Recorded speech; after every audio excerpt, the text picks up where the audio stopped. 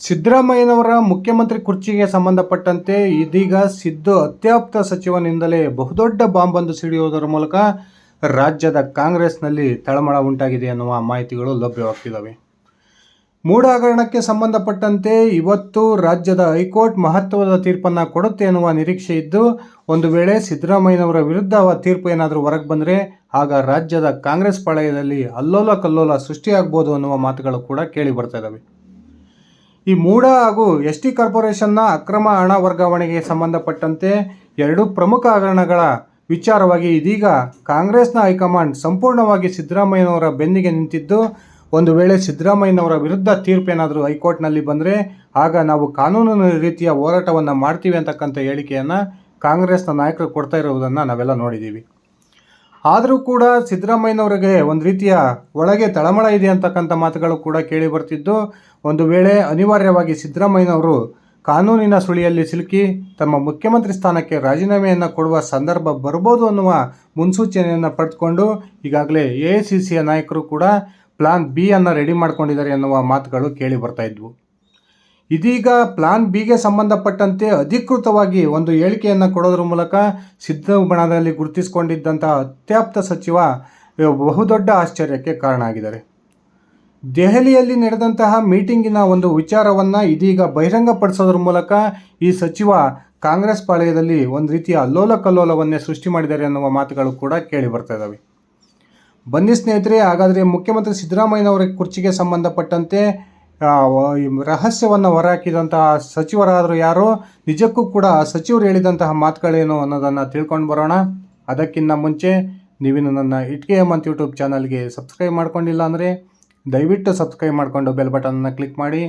ನಾನು ಕೊಡ್ತಕ್ಕಂಥ ಮಾಹಿತಿ ನಿಮಗೆ ಇಷ್ಟ ಆಗಿದ್ದರೆ ಈ ವಿಡಿಯೋಗೆ ಲೈಕ್ ಮಾಡಿ, ಶೇರ್ ಮಾಡಿ, ಕಮೆಂಟ್ ಮಾಡಿ. ಸ್ನೇಹಿತರೆ, 135ಕ್ಕೂ ಹೆಚ್ಚು ಶಾಸಕರ ಬಲವನ್ನು ಹೊಂದಿರತಕ್ಕಂಥ ಕಾಂಗ್ರೆಸ್ ಸರ್ಕಾರದ ಅತ್ಯಂತ ಪ್ರಭಾವಿ ಮುಖ್ಯಮಂತ್ರಿ, ಅಹಿಂದ ವರ್ಗಗಳ ಮಹಾನ್ ನಾಯಕ ಸಿದ್ದರಾಮಯ್ಯನವರು ಇದೀಗ ಕಾನೂನಿನ ಸಂಕಷ್ಟಕ್ಕೆ ಸಿಲುಕಿಕೊಂಡಿದ್ದು, AICCಗೂ ಕೂಡ ಸಿದ್ದರಾಮಯ್ಯನವರನ್ನು ಮುಖ್ಯಮಂತ್ರಿ ಸ್ಥಾನದಿಂದ ಕೆಳಗಿಳಿಸಬೇಕು ಅಂತಕ್ಕಂಥ ಭಾವನೆ ಇದ್ದಂತೆ ಕಂಡು ಬರ್ತಾ ಇಲ್ಲ. AICC ಕೂಡ ಇದೀಗ ಎರಡು ಪ್ರಮುಖ ಹಗರಣಗಳಿಗೆ ಸಂಬಂಧಪಟ್ಟಂತೆ ಮುಖ್ಯಮಂತ್ರಿಗಳ ಬೆನ್ನಿಗೆ ನಿಂತಿದ್ದು, ಮುಂದಿನ ಕಾನೂನು ಹೋರಾಟಕ್ಕೆ ನಾವು ಸಹಕಾರವನ್ನು ಕೊಡ್ತೀವಿ ಅಂತಕ್ಕಂಥ ಹೇಳಿಕೆಯನ್ನು ಕೂಡ ಕೊಟ್ಟಿದೆ. ಮೇಲ್ನೋಟಕ್ಕೆ ಇಡೀ ಕಾಂಗ್ರೆಸ್ ಸಿದ್ದರಾಮಯ್ಯನವರ ಪರವಾಗಿ ನಿಂತಿದೆ ಎನ್ನುವ ಭಾವನೆ ಬಂದರೂ ಕೂಡ ಒಳಗೊಳಗೆ ರಾಜ್ಯದ ಕಾಂಗ್ರೆಸ್ನಲ್ಲಿ ನಡೀತಿರ್ತಕ್ಕಂಥ ಬೆಳವಣಿಗೆಗಳು ನಿಜಕ್ಕೂ ಕೂಡ ಸಿದ್ದರಾಮಯ್ಯನವರಿಗೆ ಆತಂಕವನ್ನು ತಂದೊಡ್ಡಿದ್ದಾವೆ ಎನ್ನುವ ಮಾತುಗಳು ಕೂಡ ಕೇಳಿ ಬರ್ತಾ ಇದ್ದಾವೆ.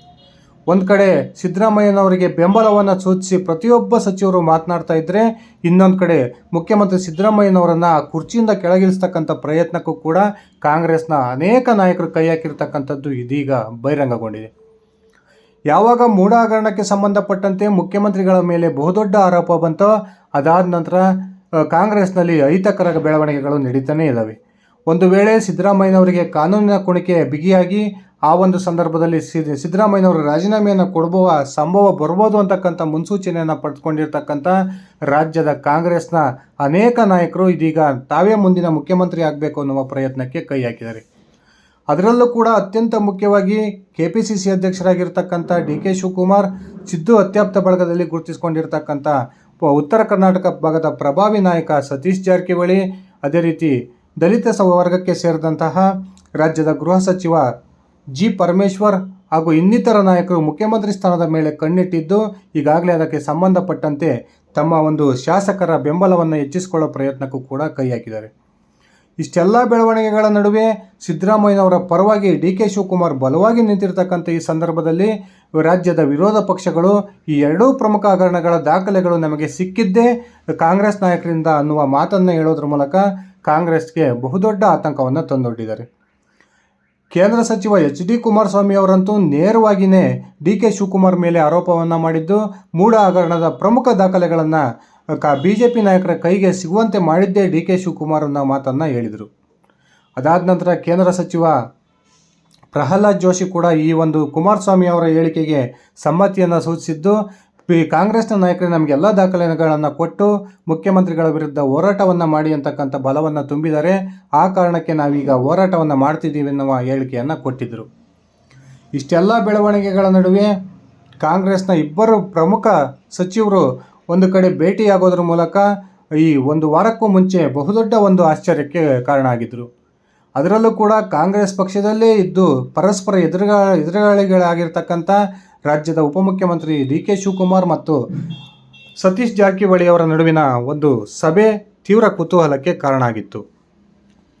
ಪರಸ್ಪರ ಕಾಲೆಳೆಯತಕ್ಕಂಥ ಪ್ರಯತ್ನಕ್ಕೆ ಕೈ ಹಾಕ ಈ ಇಬ್ಬರೂ ನಾಯಕರು ಒಂದು ಕಡೆ ಕೂತು ಚರ್ಚೆಯನ್ನು ನಡೆಸಿದ್ದು ನಿಜಕ್ಕೂ ಕೂಡ ರಾಜ್ಯದ ಕಾಂಗ್ರೆಸ್ನಲ್ಲಿ ಏನು ನಡೀತದೆ ಎನ್ನುವ ಒಂದು ಆಶ್ಚರ್ಯಕ್ಕೆ ಕಾರಣ ಆಗಿತ್ತು. ಇದೆಲ್ಲದರ ನಡುವೆ ನಿನ್ನೆ ಕೂಡ ರಾಜ್ಯದ ಮುಖ್ಯಮಂತ್ರಿ ಸ್ಥಾನದ ಮೇಲೆ ಕಣ್ಣಿಟ್ಟಿರ್ತಕ್ಕಂಥ ದಲಿತ ಸಮುದಾಯಕ್ಕೆ ಸೇರಿದ ಜಿ ಪರಮೇಶ್ವರ್ ಹಾಗೂ ಸತೀಶ್ ಜಾರಕಿಹೊಳಿ ಅವರು ಒಂದು ರಹಸ್ಯ ಸಭೆಯನ್ನು ನಡೆಸಿದ್ದು, ಆ ಸಭೆಯ ನಂತರ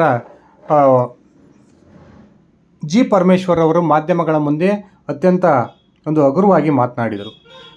ನನಗೆ ಯಾವಾಗ ರೊಟ್ಟಿಯನ್ನು ತಿನ್ನಬೇಕು ಅನಿಸುತ್ತೋ, ಬೆಳಗಾವಿ ಕರ್ದಂಟನ್ನು ತಿನ್ನಬೇಕು ಅನಿಸುತ್ತೋ ಆವಾಗೆಲ್ಲ ನಾನು ಸತೀಶ್ ಜಾರಕಿಹೊಳಿ ಅವರ ಮನೆಗೆ, ಸಾಹುಕಾರ ಮನೆಗೆ ಬರ್ತೀನಿ ಎನ್ನುವ ಮಾತನ್ನು ಹೇಳೋದ್ರ ಮೂಲಕ ಮಾಧ್ಯಮಗಳಿಂದ ತಪ್ಪಿಸ್ಕೊಳ್ತಕ್ಕಂಥ ಪ್ರಯತ್ನವನ್ನು ಮಾಡಿದರು.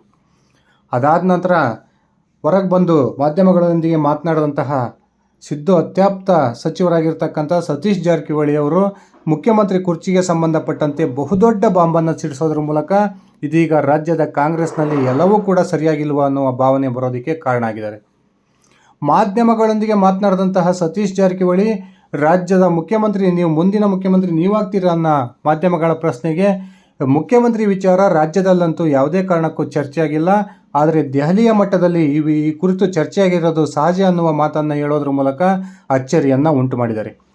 ಇನ್ನೊಂದು ಕಡೆ ಮಧುಗಿರಿಯ ಶಾಸಕ ರಾಜ್ಯದ ಸಹಕಾರ ಸಚಿವ ಕೆ ಎನ್ ರಾಜಣ್ಣನವರು ಬಹಿರಂಗವಾಗಿಯೇ ಸಿದ್ದರಾಮಯ್ಯನವರಿಗೆ ತೊಂದರೆ ಉಂಟಾದರೆ ಆಗ ರಾಜ್ಯದ ಮುಂದಿನ ಮುಖ್ಯಮಂತ್ರಿಯಾಗಿ ಜಿ ಪರಮೇಶ್ವರ್ ಅಥವಾ ಸತೀಶ್ ಜಾರಕಿಹೊಳಿ ಅವರು ಆಗಬೇಕು ಅನ್ನುವ ಆಗ್ರಹವನ್ನು ಮಾಡ್ತಿರುವ ಈ ಸಂದರ್ಭದಲ್ಲಿ ಸತೀಶ್ ಜಾರಕಿಹೊಳಿ ನಿನ್ನೆ ಕೊಟ್ಟಂಥ ಈ ಒಂದು ಹೇಳಿಕೆ ಕಾಂಗ್ರೆಸ್ ಪಾಳೆಯದಲ್ಲಿ ಒಂದು ರೀತಿಯ ಅಲ್ಲೋಲ ಕಲ್ಲೋಲವನ್ನು ತಂದಿದೆ ಎನ್ನುವ ಮಾತುಗಳು ಕೂಡ ಕೇಳಿ ಬರ್ತಾ ಇದ್ದಾವೆ.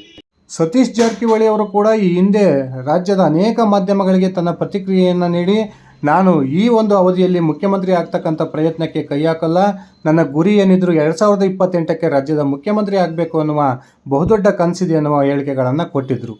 ಆದರೆ ಸತೀಶ್ ಜಾರಕಿಹೊಳಿ ಅವರು ಬಹಿರಂಗವಾಗಿ ಕೊಡ್ತಿರ್ತಕ್ಕಂಥ ಹೇಳಿಕೆಗಳಿಗೂ ಸತೀಶ್ ಜಾರಕಿಹೊಳಿ ಅವರು ರಾಜ್ಯದ ಪ್ರಭಾವಿ ಸಚಿವರನ್ನು ಪದೇ ಪದೇ ಭೇಟಿ ಮಾಡಿ ಮೀಟಿಂಗನ್ನು ಮಾಡ್ತಿರೋದಕ್ಕೂ ಒಂದಕ್ಕೊಂದು ಸಂಬಂಧ ಇಲ್ಲ ಅಂತಕ್ಕಂಥ ಭಾವನೆ ಇದೀಗ ರಾಜ್ಯದ ಜನರಿಗೆ ಬರ್ತಾ ಇದೆ.